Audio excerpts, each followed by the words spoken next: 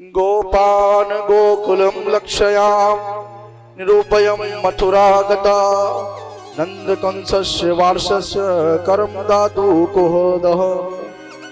नंद जी ने विचार किया कि मैं इन गोपालों को, इन गोपाल को इस गोकुल की रक्षा के लिए छोड़ के जाता हूँ, ये यहाँ रक्षा करेंगे और मैं कंस को कर दे के आता हूँ। महाराज नंद बाबा मथुरा कंस को कर देने के लिए गए और जैसे ही कर दे के निवृत्त हुए, ये महाराज वसुदेव और देवकी से मिलने के लिए आए। वसुदेव जी देवकी जी से मिलने को आए, जैसे ही नंद बाबा को देखा वसुदेव देवकी ने बड़े प्रसन्न हो गए, आनंद हो गया हृदय में। उन्हें तो सब पता था कि हमारा सुत इनके यहाँ है, हमारा पुत्र इनके यहाँ है, लेकिन नंद बाबा को तो कुछ नहीं पता, भगवान की माया का प्रभाव था।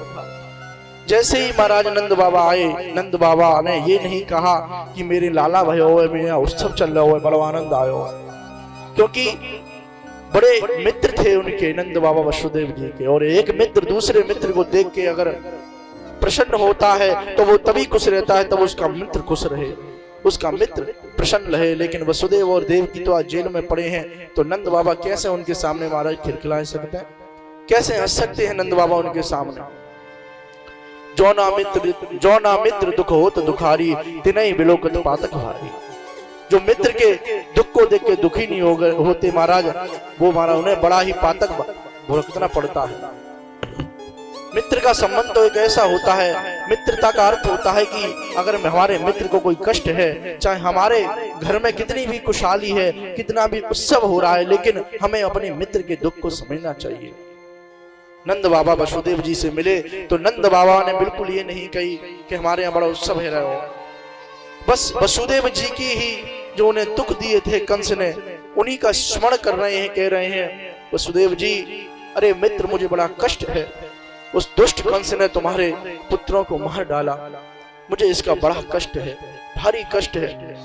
ऐसी चर्चा महाराज नंद बाबा और वसुदेव जी के समक्ष चल रही थी।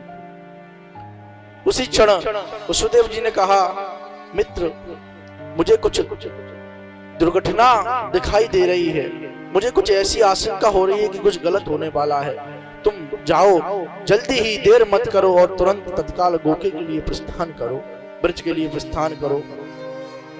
महाराज जब ऐसा कहा वसुदेव जी ने नंद बाबा से, तो नंद बाबा ने विचार किया कि वसुदेव जी कभी झूठ नहीं बोलते, कभी मिथ्यावादी बातें नहीं करते, इनकी बातों में तो सत्य का प्रमाण होता है, सत्य की प्रतिष्ठा होती है।